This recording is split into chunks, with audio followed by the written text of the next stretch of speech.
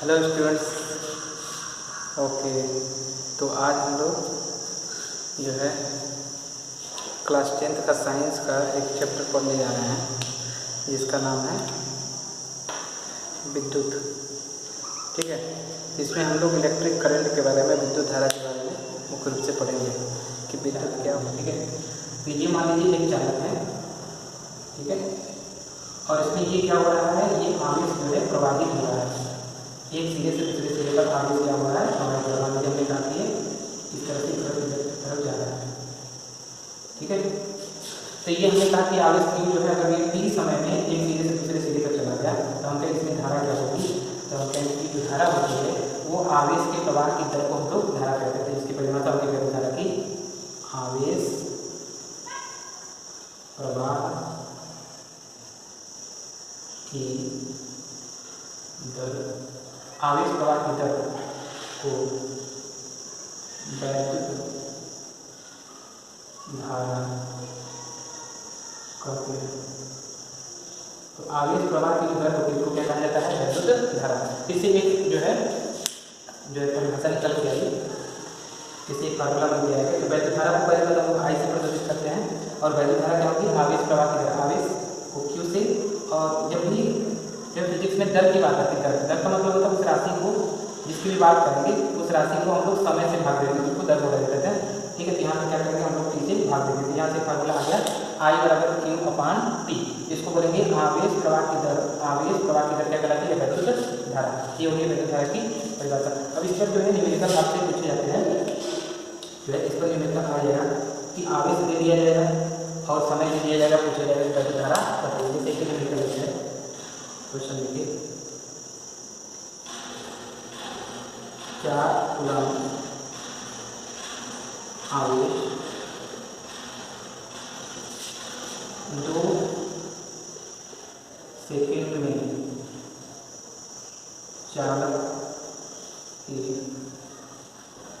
सिरे को प्रवाहित होता है तो चालक में प्रवाहित धारा की गणना कीजिए। ठीक है, ये क्वेश्चन। अब इसमें बोल रहा है कि ये आवेश जो होता है, आवेश का मात्रक जो होता है वो होता है कूलम। आवेश का मात्रक क्या होता है, कूलम। ठीक है, इसको हम C से प्रदर्शित करते हैं। ओके, तो देखिए यहाँ पर कह रहा है कि 4 कूलम आवेश 2 सेकेंड में चालक के एक सिरे से दूसरे सिरे पर प्रवाहित होता है। तो कह रहा है कि चालक में प्रवाहित धारा की गणना कीजिए। उसको चालक में बहने वाली धारा की गणना करेंगे। मान लीजिए चालक है, ठीक है, और इस चालक में 4 कूलम आवेश, 4 कूलम आवेश एक सिरे से दूसरे सिरे कितने समय में, 2 सेकेंड में प्रवाहित होता है। कह रहा है कि इसमें प्रवाहित धारा की गणना कीजिए, इसमें धारा को निकालिए। ठीक है, तो हम लोग क्या करेंगे, फार्मूला लगा लेंगे I बराबर Q/T। इसमें जो जो दिया गया उसको पहले लिख लें। देखिए आवेश दिया गया है Q, ये लिख लेंगे, ये होगा 4 कूलम, और इसमें समय दिया गया है T कितना दिया है 2 सेकेंड। ठीक है, तो हमको धारा निकालने की वैल्यू रख लें यहाँ पर। ये हो जाएगा I बराबर Q कितना है 4 और समय जो है कितना है 2। इसको हम लोग डिवाइड करेंगे तो कितना आ जाएगा 2। तो I बराबर आ जाएगा 2 और धारा का मात्रक होता है एम्पियर। धारा का मात्रक क्या होता है, एम्पियर। इसका मतलब इसमें चालक में कितनी धारा प्रवाहित हो रही है, तो 2 एम्पियर धारा प्रवाहित हो रही है। इस तरह से हम लोग इसको निकाल सकते हैं। तो इसको नोट कर लीजिए, फिर हम लोग देखते हैं अगला। ओके, तो ये क्वेश्चन हमने जो है न्यूमेरिकल कर लिया। अब इसमें देखते हैं थोड़ा सा और इसको जो है इस फार्मूले को और थोड़ा सा आगे बढ़ाते हैं। अब देखिए इसमें किसी भी चालक में जो प्रवाहित धारा होती है, जो आवेश होता है, वो कैसे निकालते हैं। तो हम लोग ये मानते हैं कि मान लीजिए कि एक चालक है और इसका ये एकांक आयतन है। तो कोई भी पदार्थ होगा तो पदार्थ क्या होता है, इलेक्ट्रॉन और प्रोटॉन से मिलकर के बना होता है, इलेक्ट्रॉन प्रोटॉन और न्यूट्रॉन। लेकिन मुख्य रूप से जो आवेश प्रवाहित होता है वो होता है इलेक्ट्रॉन। कौन प्रवाहित होता है, इलेक्ट्रॉन। तो इलेक्ट्रॉन ही एक जगह से दूसरी जगह पर जाता है। तो हम ये मान लें कि इस चालक का एकांक आयतन में जो उपस्थित इलेक्ट्रॉन है वो इस मान है, तो हम कह दीजिए इस पूरे आयतन में या कह दीजिए कि एकांक आयतन में कुल कितने इलेक्ट्रॉन होंगे, तो ये हम कहेंगे कि n × e होंगे। अब ये मान लीजिए कि हमने कहा कि एकांक समय में ये इतने इलेक्ट्रॉन एक सिरे से दूसरे सिरे पर जा रहे हैं, तो हम कहेंगे कुल आवेश कितना गया, तो कहेंगे n × e जाएगा। तो हम लोग इसको Q को n × e के बराबर रख सकते हैं। तो ये क्या हो जाएगा हमारा कि अगर एकांक आयतन में उपस्थित इलेक्ट्रॉनों की संख्या n हो और प्रत्येक इलेक्ट्रॉन पर आवेश e हो, तो कुल प्रवाहित आवेश जो होगा वो Q बराबर n × e के बराबर हो जाएगा। तो इसको हम लोग यहाँ पर अगर रख दें तो यहाँ से एक नया फार्मूला हमको यहाँ पर मिल जाएगा, I बराबर n e/t। ठीक है, तो ये एक नया फार्मूला मिल गया। अब इस फार्मूले से क्या होगा, कभी कभी क्वेश्चन ऐसा पूछा जाता है कि इसमें ये जो आवेश जो है, ये जो वैद्युत धारा प्रवाहित हो रही है, इसमें कितने इलेक्ट्रॉन भाग ले रहे हैं, तो इलेक्ट्रॉनों की संख्या निकालने के लिए बोला जाएगा। ठीक है, तो उसको हम लोग निकाल सकते हैं तो इसकी सहायता से। ठीक है, तो इस पर जैसे एक चालक में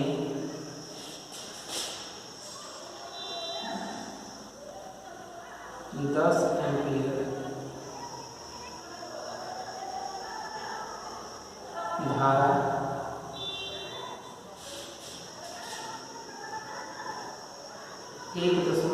सेकेंड में प्रवाहित होती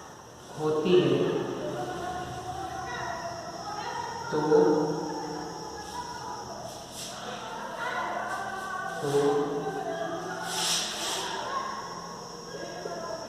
चालक में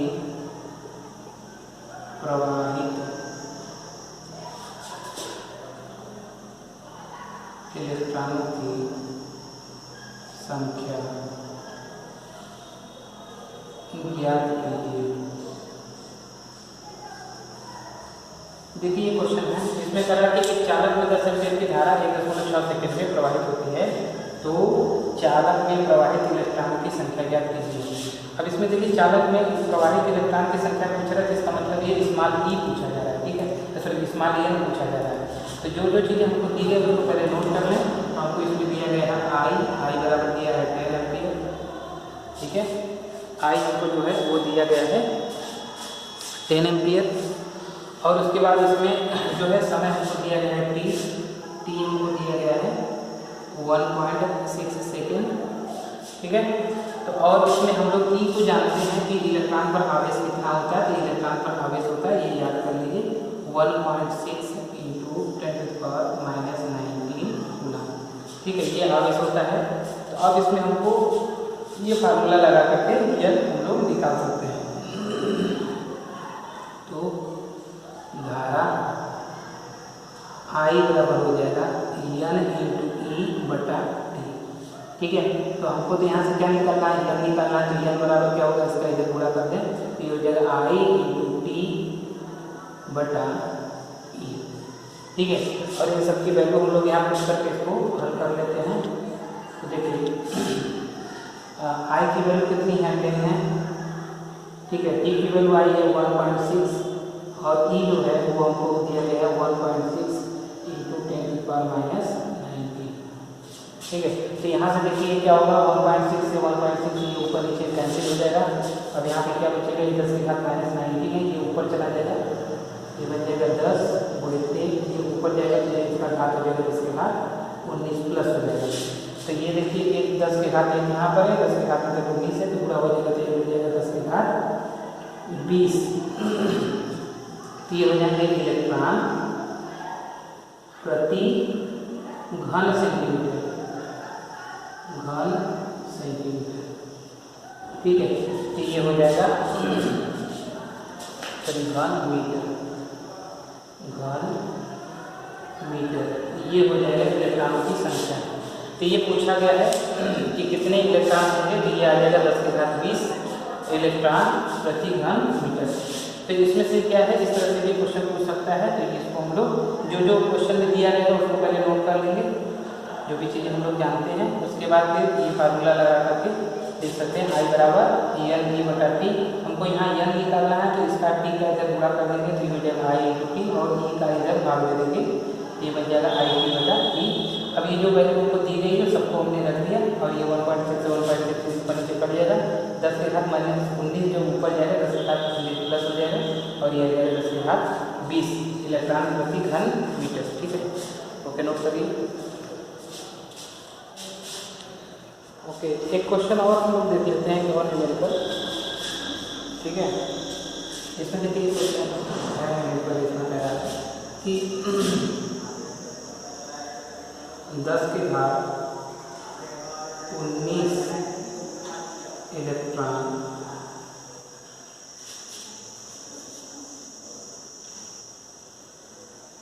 वन 1.6 सेकेंड में एक चालक में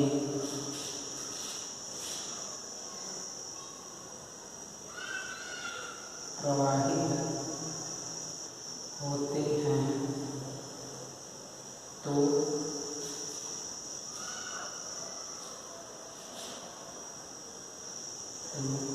कुल कितना आवेश प्रवाहित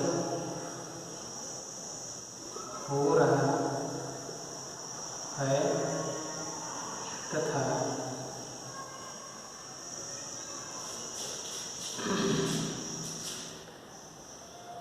चालक में कितनी धारा बह रही है। ठीक है, तो ये इसमें पूछा जा रहा है। तो इसमें दो चीज़ें पूछी गई है कि चालक में प्रवाहित जो है, चालक में प्रवाहित कितना आवेश जो है प्रवाहित हो रहा है, एक चीज़ पूछा जा रहा है। उसमें पूछा जा रहा है कितनी धारा प्रवाहित हो रही है चालक। ठीक है, तो इसमें से हमको जो जो दिया गया उसको लिख दिया। ये देखिए 10 के घात 19 इलेक्ट्रॉन दिए गए, इसका मतलब ये n दिए गए 10 के घात 19 इलेक्ट्रॉन। ठीक है, और क्या दिया, समय दिया है t 1.6 सेकेंड में ये प्रवाहित हो रहे हैं। हम लोग को ई पता होता है, ई कितना है 1.6 गुणित 10 के घात -19 कूलम। ठीक है, तो अब इसमें सबसे पहला चीज पूछा जा रहा है कि कुल आवेश कितना प्रवाहित हो रहा है। हम लोग जानते हैं Q बराबर क्या होता है, Q बराबर n इंटू ई। तो प्रवाहित कुल आवेश, तो प्रवाहित कुल आवेश जो होगा Q किसके बराबर होता है, n इंटू ई के बराबर होता है। इसकी वैल्यू रख दें तो यहाँ से आ जाएगा Q बराबर n कितना है 10 के घात 19 है, और e कितना है 1.6 गुणित 10 के घात -19। ये दोनों वैल्यू दी गई, n की वैल्यू ये है और ये e की वैल्यू है। इसको रख देते हैं। देखिए 10 के घात -19 से 10 के घात 19 जो होगा ये प्लस ये माइनस है तो ये कैंसिल हो जाएगा, और Q हमको मिल जाएगा 1.6 कूलम। एक तो आंसर हमारा आ गया कि कुल प्रवाहित आवेश कितना है, तो ये 1.6 कूलम है। ठीक है, अब इसमें पूछ रहा है कि दूसरी चीज पूछी जा रही है प्रवाहित धारा। तो धारा निकाल लें, धारा I बराबर क्या होता है, तो I बराबर होता है Q/T। तो यहाँ से हम लोग I निकाल लें, तो Q कितना है तो 1.6 है ना, और T कितना है तो 1.6 है। तो ये 1.6 से 1.6 क्या हो गया कैंसिल, और ये हमारा आ गया 1 एम्पियर। इसका मतलब तो कितनी धारा प्रवाहित हो रही है, तो 1 एम्पियर धारा हो रही है। ठीक है, इसको नोट कर लें। ओके स्टूडेंट्स, तो आज के लिए बस इतना ही। फिर अगले दिन हम लोग देखते हैं इसमें आगे जो है, आगे हम लोग देखेंगे कि वैद्युत परिपथ क्या होते हैं और उसके कौन कौन से अवयव होते हैं। ठीक है, तो उसके बारे में हम लोग कल पढ़ेंगे, और उसके बाद फिर हम लोग तुल्य प्रतिरोध निकालना और धारा निकालना, वोल्टेज निकालना उसको सीखेंगे। Okay, thank you.